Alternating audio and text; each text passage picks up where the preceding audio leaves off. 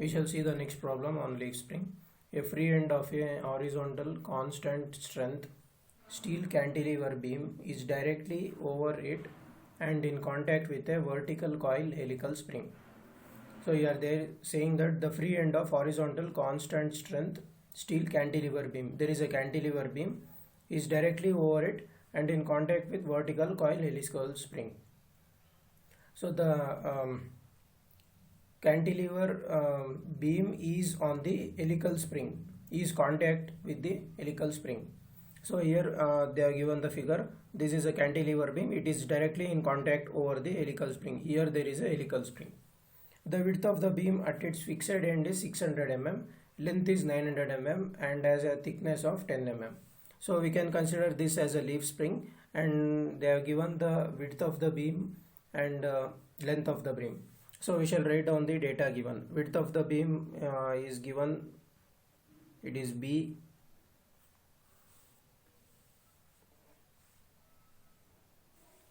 B is 600 mm and length is 900 mm. Length is 900 mm given and a thickness of 10 mm. This is the thickness H 10 mm. The coil spring has 12 active coils of 13 mm diameter and an outside diameter of 100 mm. So here the coil spring, helical spring, has 12 active coils. So we shall call this as I, as 12 active coils of 13 mm diameter. The wire diameter is 13 small d and an outside diameter of 100 mm. So we shall call it d naught, outside diameter, as 100 mm. Take G is equal to 84 GPa. G is equal to 84 GPa. What force, if gradually applied to the end of the cantilever beam, is required to cause a deflection of 50 mm?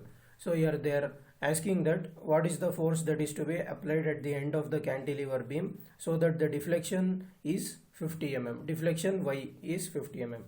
What is the bending stress if the beam at mid-span? So they are asking what is the bending stress in the beam at mid-span. In the beam at mid-span, they are asking us to find the bending stress. And what is the amount of energy absorbed by the coil spring? They are asking us to find out the energy absorbed by the coil spring, energy absorbed by this coil.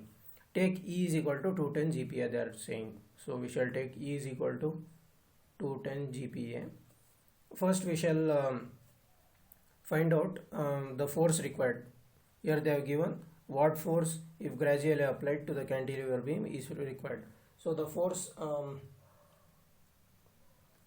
applied is equal to the sum of forces of coil plus cantilever.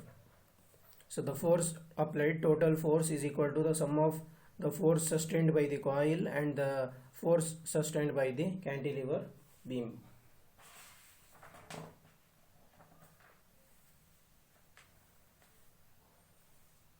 We shall consider the deflection of the spring from equation 11.5, page number 170.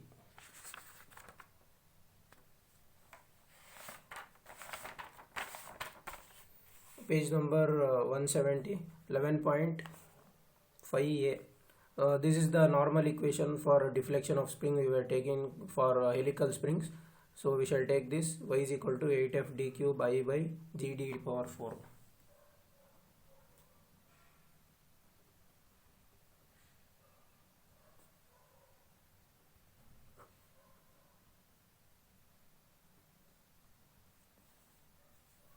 So this is 11.5a 170. So here we have taken the deflection of helical spring. So we shall take F coil.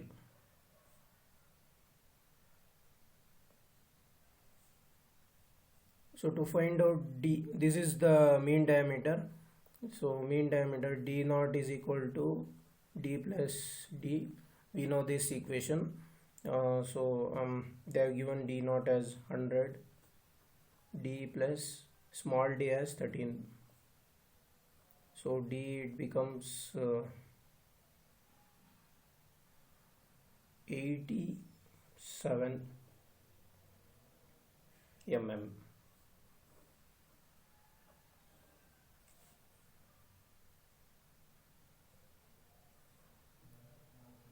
So the deflection, we shall take it.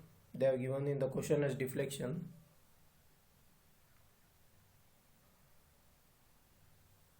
Is equal to cause a deflection of 50 mm. They are given the deflection y is equal to 50 mm.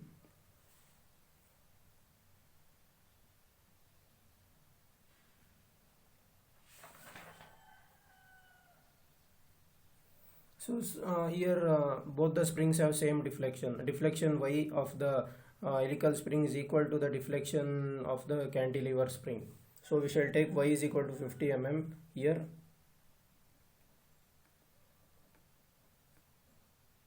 This is F coil.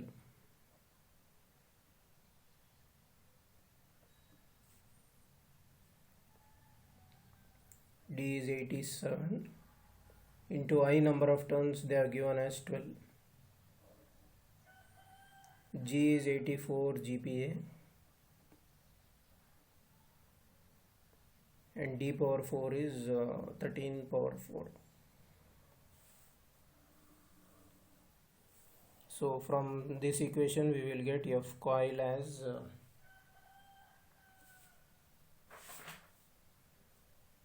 1897.55 newtons.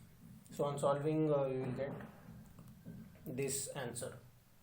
Now we shall see the deflection for cantilever spring. So we will take the deflection equation from page number 179. Page number 179. The deflection equation y is equal to C2FL cube by EBH cube, 11.27b.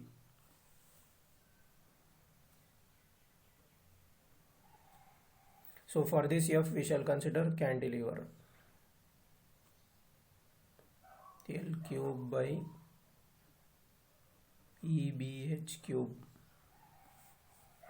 We shall take this as 11.27b, page number 179. So before proceeding, we have to find C2. We'll find the constants C1 and C2. Since in question they are given the figure as the spring is like this, so we shall consider this figure 11.10b. And from page number 198, we shall find the constant C1 and C2. For cantilever beam, figure 11.10, the figure which we had selected was B. Hence, we shall take C1 and C2 as 6, 6.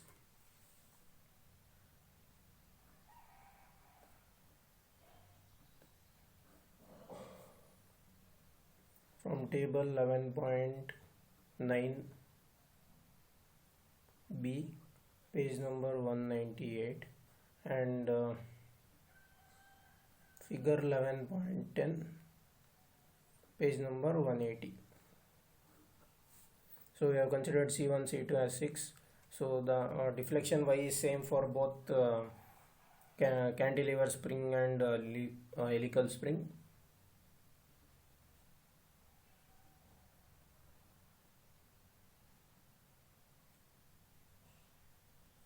Here L cube, L is 900.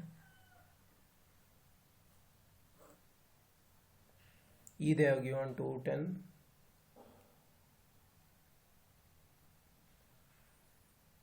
B is 600 and H is 10. So the cantilever force which we will get is 1440.33 newtons. This is the force which we will get. So now the total force is given by the sum of coil force plus cantilever force. So we shall add 1897.55 plus 1440.33. So the total force which we will get as 337.9 newtons.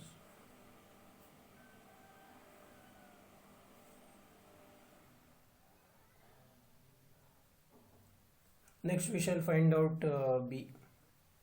In B they are asking what is the bending stress in the beam at midspan. So we shall take the general bending equation. M by I is equal to sigma by C is equal to E by R. So we shall consider these two conditions. So C is equal to H by 2.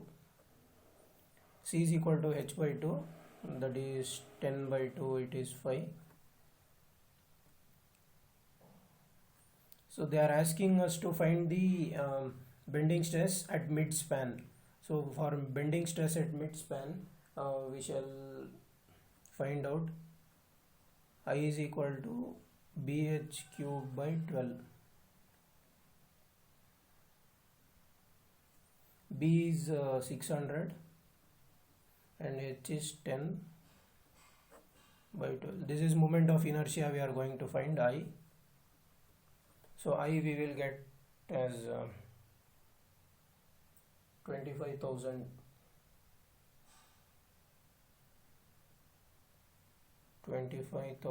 mm power 4. Here we shall find out M. M is force cantilever into X. So X is midspan, because we cannot take L here. They are asking us to find the bending stress at midspan. So we shall take X as L by 2. Cantilever force we have found out as 1440.33 into X is L by 2, that is 450.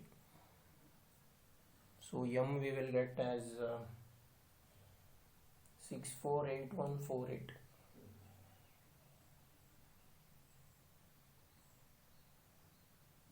Newton mm.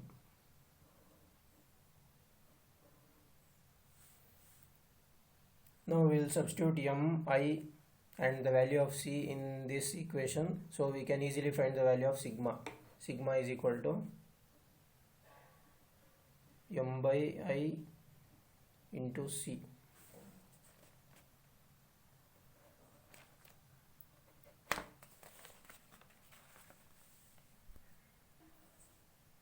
We shall find sigma is equal to 648148 into C is 5 divided by I is 25,000. So the bending stresses at mid fiber we will get as 129.63.